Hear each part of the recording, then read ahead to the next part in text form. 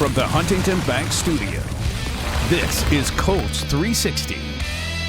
Colts win, baby! That was for Greece. That was for Greece again.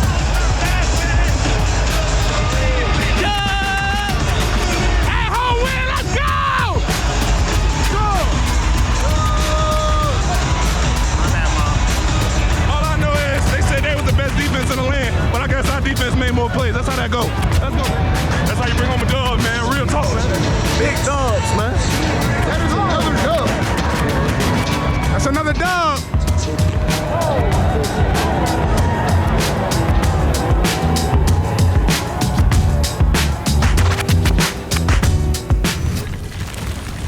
A second straight week with a victorious Colts cam from Lucas Oil Stadium as the Colts get the victory over the Pittsburgh Steelers. This is Colts 360, joined by head coach Shane Steichen, as we are each and every week.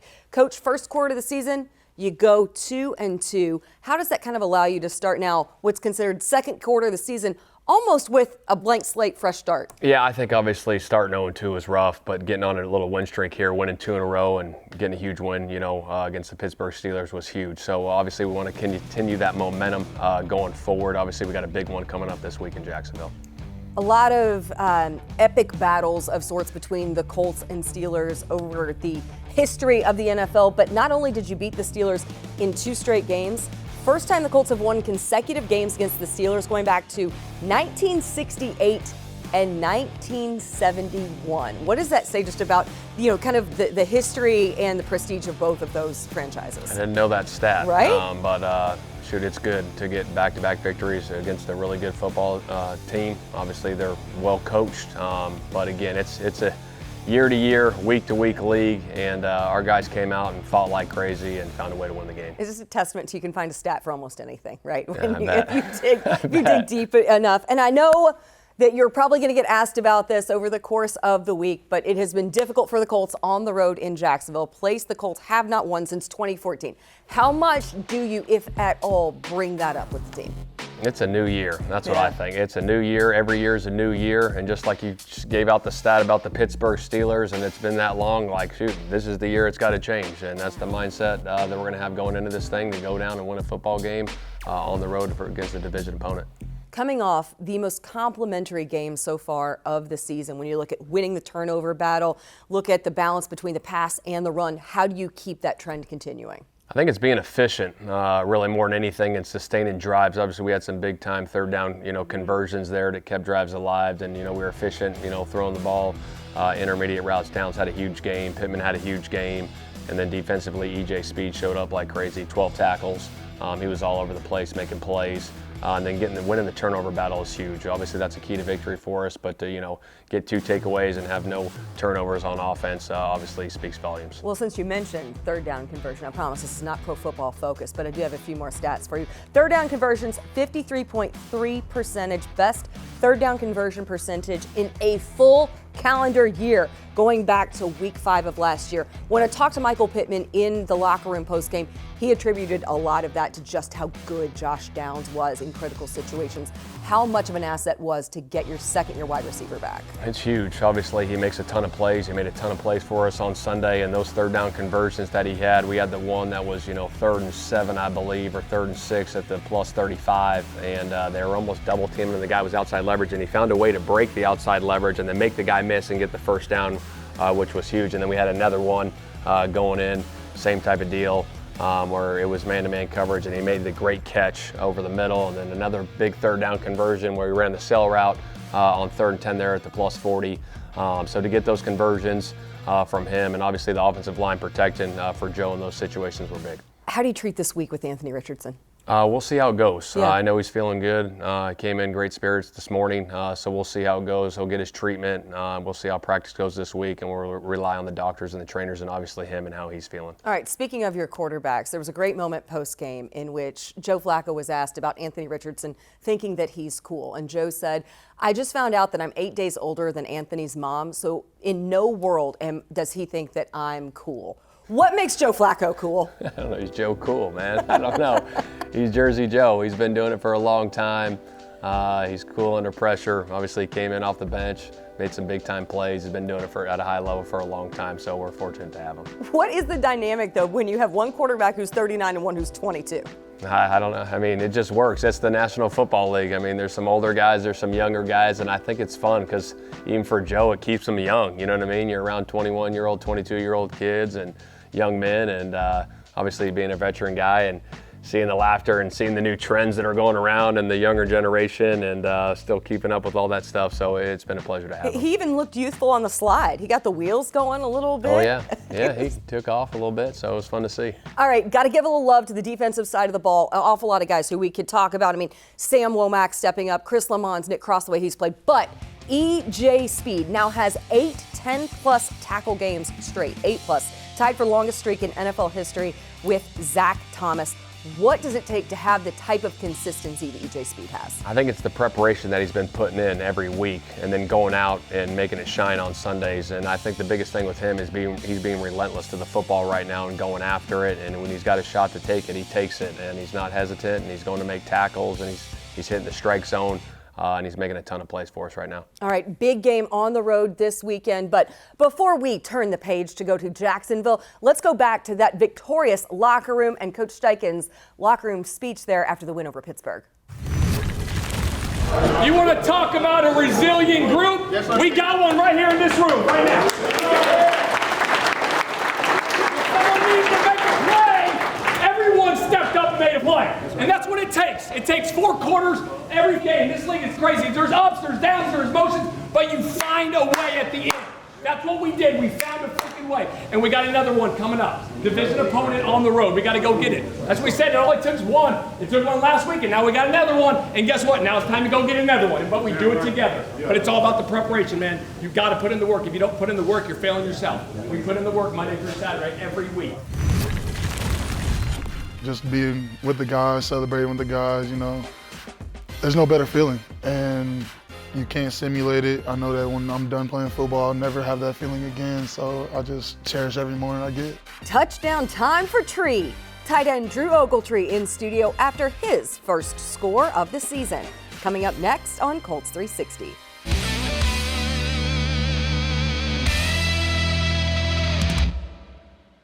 This season, Anthem Blue Cross and Blue Shield is teaming up with the Colts to shine a light on outstanding small businesses. Indy's our hometown, and boosting local business is just one way we want to thank this great city. Go to Colts.com/Anthem Spotlight to nominate your favorite small business today. Anthem and the Colts, helping Hoosier small businesses score. Forte Sports Medicine and Orthopedics, proud orthopedic partner of the Indianapolis Colts. At Forte, fellowship-trained physicians and staff provide comprehensive, specialized sports medicine and orthopedic care to active patients of all ages. To learn more, visit forteortho.com.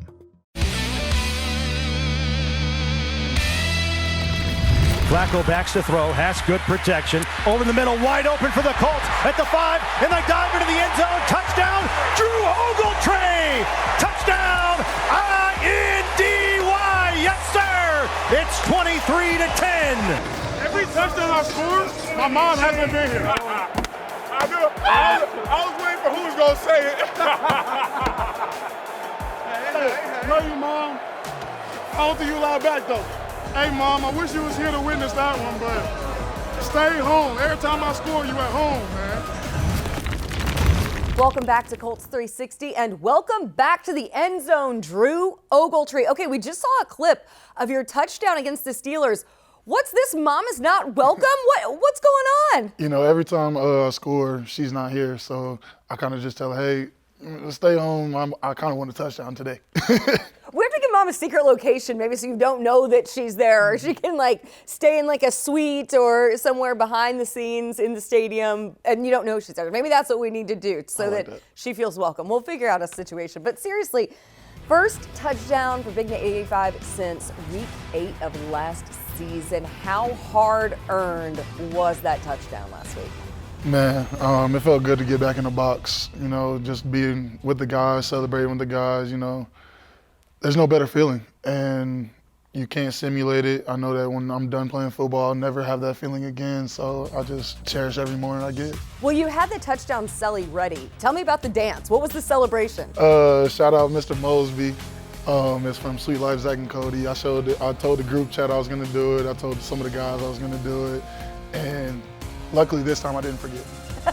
Oh, you'd forgotten before? Yeah. What was it? What was the choreography? It's just one, two, Shorty George. All right. Shorty. We'll have it ready. We'll have that one queued up for the next time as well. You had time in training camp, significant time with both Anthony Richardson and Joe Flacco. How much did that time benefit you when Joe stepped in for Anthony after that injury early on? Man, I feel like the offense really didn't lose anything. We just kept clicking, kept rolling. We knew that if we just stuck to our game plan, we'd be good. And, having AR compared to Joe is two different style of quarterbacks, so you know what kind of plays you're going to get with AR and what kind of plays you're going to get with Joe. Joe, he's been doing this for a long time now, so he came in, didn't miss a step, and shoot, the chemistry has just been rolling with me and some of the other guys as well. I think most people kind of understand watching the differences, but from your perspective, what are the biggest differences in this offense between those two guys and what you have? When you have AR and, it's a lot, you can do a lot more quarterback runs, RPO, RPR things, and then when you have Joe in there, he's more of a stand in the pocket guy, but shoot, you seen this past Sunday, he can get out the pocket a little bit. He got on the move, he slid a little bit, he showed some wheels. What is something about Joe, now having him here in this locker room, that you didn't know prior to his coming in? Because he's one of the few new guys that you have on this roster this season. He likes to play. I heard that one of his favorite games was NHL 96 and 97. So that's something I didn't know. Something I didn't know about him. But no, he's an interesting guy. He definitely, you can tell he's been a leader. He's been at the top before. He knows what it takes to win in this league. So I love having him in the building. That's what you see. I mean, you hear that across the locker room. You see it when he's out there on the field, just how much support he has from every single guy in that locker room when he does have to step in the case like he did last week with Anthony. I want to look at, though, the assignment that you had, because everyone's going to look at the highlights, the touchdowns, but how do you describe having to come in and help with some chipping duties on a guy like TJ Watt with that defensive front that Pittsburgh has? TJ is one of the best to ever do it. And going into the week on Monday when he came in the building, kind of like, hey, get ready because 90 is their game record. If we can stop 90, thump 90, whatever we can do to make sure we help out the tackles, he doesn't get to the quarterback, I think we can have a good game. And, going into the week, we really emphasized that, making sure we get depths on our thumps and just making sure we have two hands on them at all times. Going on the road, this is a critical stretch of the season. I know you take it 1 week at a time, but you get 3 road division games over the stretch of 4 weeks. That starts this weekend against Jacksonville. What does it take? What are the things that you guys have to do this week? Because it's been a long time coming since the Colts have gotten a win down there in Duval County. Yeah, we just got to focus through the week. Our preparation is where it shows on Sunday, and we just got to prepare the right way. During practice, just keep going.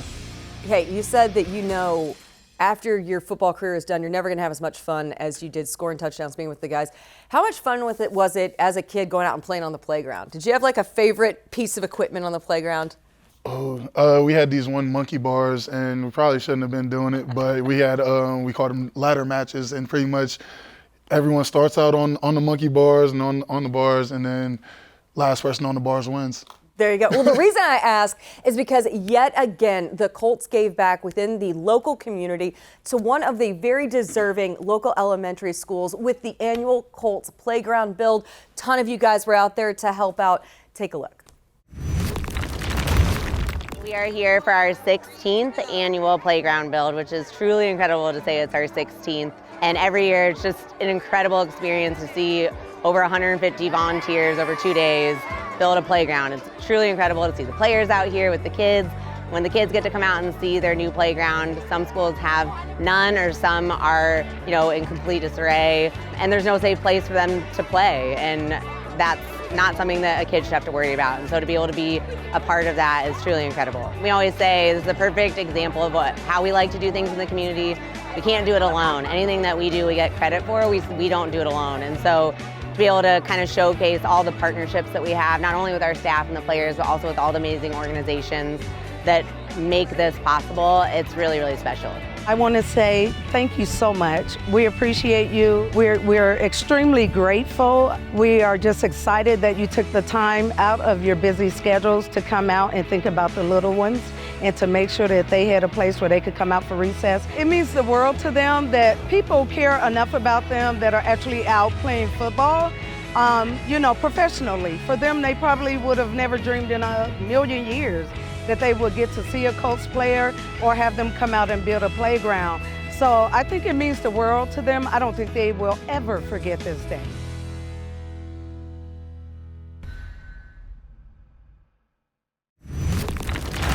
Taylor's his back left. Shotgun snap for the quarterback, looking to throw. Throws right. Caught at the goal line, and then scooting in is Josh Downs. Touchdown!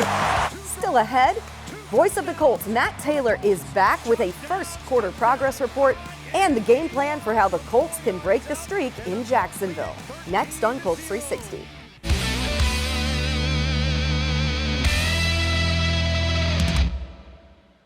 Enter now for your kid's chance to be Junior Blue at the next Colts home game. Visit Colts.com/Meyer Junior Blue to enter today. Snickers Rookie Mistake Program is back again this season. Learn how you could win Super Bowl 59 tickets at Snickers.com/NFL. It's time now for the Forum Credit Union Question of the Week. When was the last time the Colts had two 100-yard receivers in the same game? Week 13 of last season against the Titans with Michael Pittman Jr. and Alec Pierce. Visit the Forum Credit Union fan forum section of Colts.com to interact with other fans online. Forum Credit Union, helping members live their financial dreams.